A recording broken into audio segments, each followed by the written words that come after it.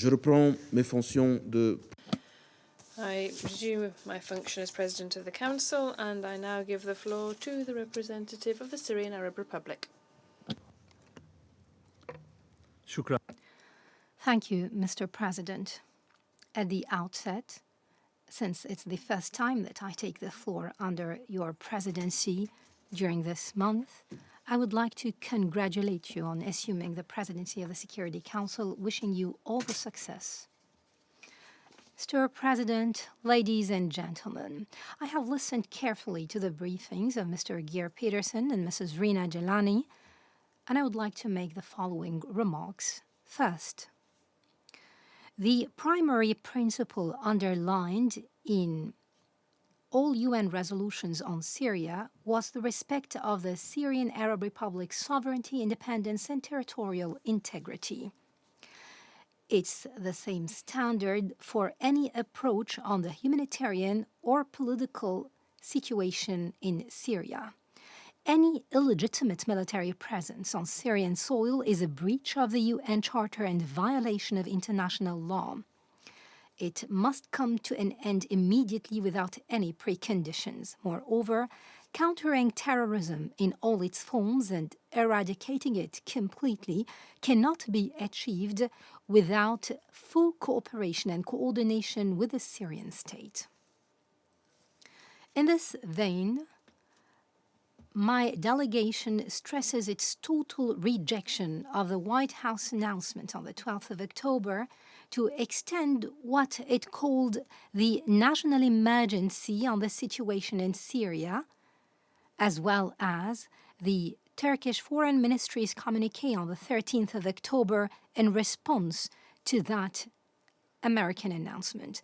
My delegation believes that the justifications in both statements are unacceptable, since they are issued by parties who violate the UN Charter and international law due to their occupation of Syrian territories, their interference in its internal affairs, and their squandering of its wealth, while supporting separatist militias and terrorist groups. Thus, they have no right whatsoever to claim that they are keen to bring peace and stability in the region.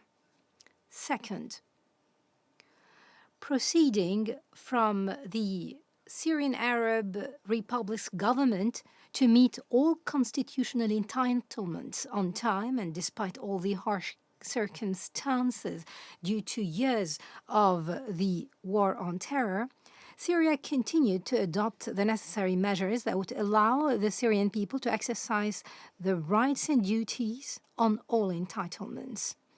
On the 18th of September, Syria held local municipalities elections where 59,000 candidates were nominated. They were competing over 1,986 seats. This has reflected the wide popular democratic participation and the aim to promote decentralization and local management and administration in each village, region, city, and governorate. Third, local settlement and national reconciliation is the approach adopted by the Syrian government to normalize the situation all over the country and promote national unity and social cohesion in Syria. Along this approach, 21 public amnesty decrees were issued, the last of which was the Legislative Decree number 7 of 2022, issued by His Excellency the President of the Republic.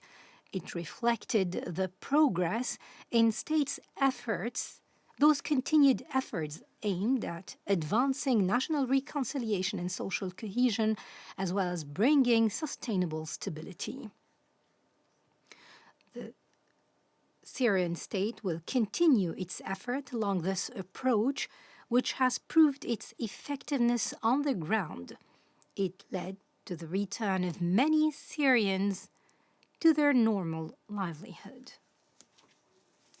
Mr. President, In parallel with the above, Syria has positively addressed all efforts and initiatives on the political track and supported meetings held in the Asatana format, the last of which was the Tehran summit meeting. We've also welcomed its outcomes. We have continued our interaction with Mr. Geir Peterson, the special envoy for Syria, who has visited Damascus a few days ago. He also met the Minister of Foreign Affairs and Expatriates.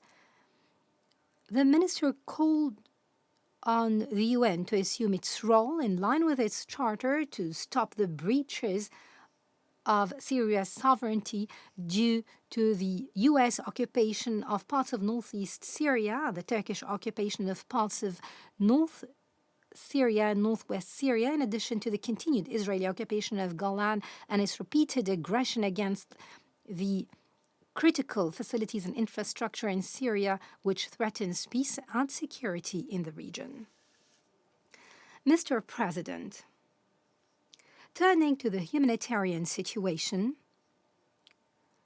Syria used to be one of the most stable and prosperous countries of the world.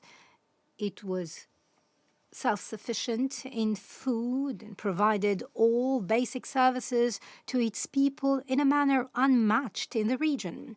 However, the terrorist war launched against Syria since 2011 has altered this situation and led to a grave humanitarian crisis. It was exacerbated by the unilateral coercive measures and the plundering of Syrians' national wealth. Syria continued its huge effort to enhance the situation on the ground, including by providing all facilities to the United Nations to enhance and promote humanitarian access to those in need. In addition to implementing the early recovery projects as stipulated for in Security Council Resolution 2642. And despite some reservations on this resolution, we still look forward for this resolution to become an additional step towards enhancing the humanitarian situation in Syria if Western countries abided by the full implementation of its provisions and stopped politicizing humanitarian and developmental work in Syria and stopped setting obstacles and restrictions on the way, especially with their insistence to impose the unilateral coercive measures. Regrettably, the first meeting of the informal interactive dialogue on the review and follow-up of the implementation of Resolution 2642 has clearly proved that the Western countries continue their politicization approach and the imposition of formats to conduct this dialogue through maneuvering and distortion, so it was no longer interactive. Thus, my delegation looks forward for a real, genuine dialogue in the upcoming session that would contribute in a serious and genuine discussion on defining the obstacles and difficulties facing the implementation of Resolution 2642 and means of avoiding such obstacles before the expiry of the mandate of this resolution at the beginning of next year. Mr. President,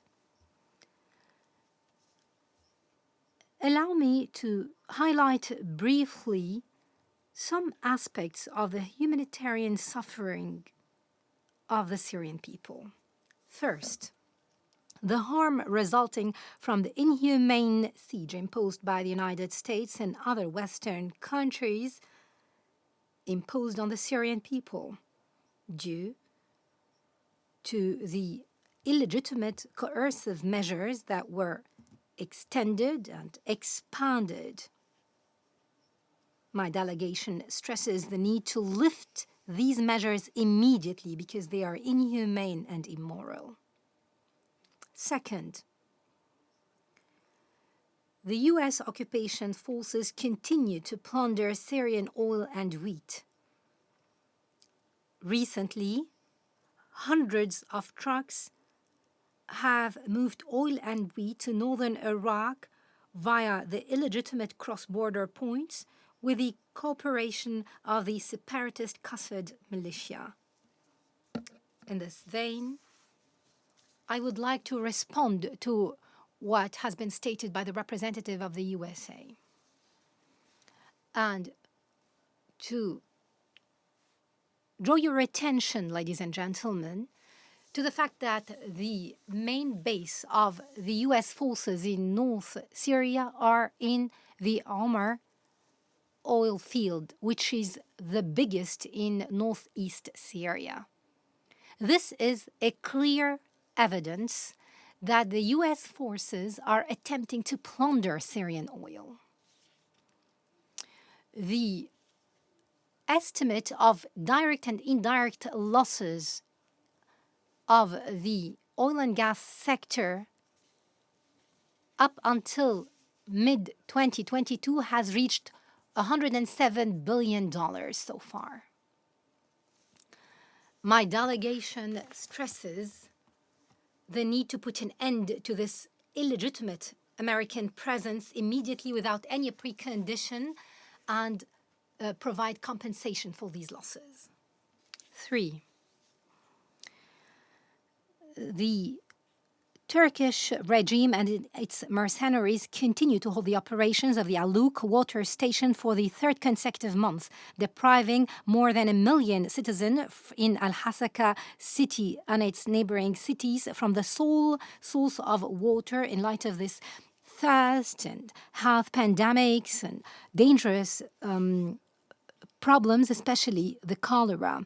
We stress that the solutions proposed to solve the problem of water are useless. If the international community does not move immediately to stop these practices and condemn them, the suffering of civilians will exacerbate and it will lead to the deaths among children, women, and the elderly.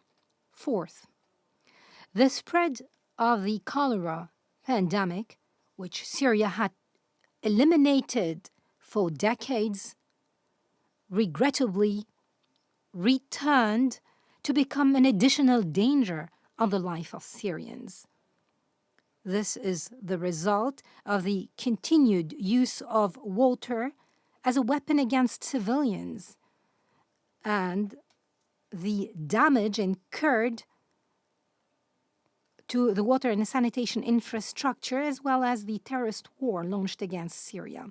In this vein, we would like to stress that the government of Syria is making a huge effort to curb the spread of cholera and stop it by raising awareness and education on the cholera and means of preventing it. We also follow up on all cases reported and treated and ensure the safety of water sources and other sources of this pandemic. In this vein, we cooperate with the UN specialized agencies and organizations. We provide all necessary facility for field visits, the last of which was a visit to Ras Al Ain in this governorate of Al-Hasaka. However, international efforts failed due to the insistence of Western countries on their policies with no regard to the lives of women, children, or those with special needs. Thank you, Mr. President. Je remercie I thank the representative of the Syrian Arab Republic for his statement.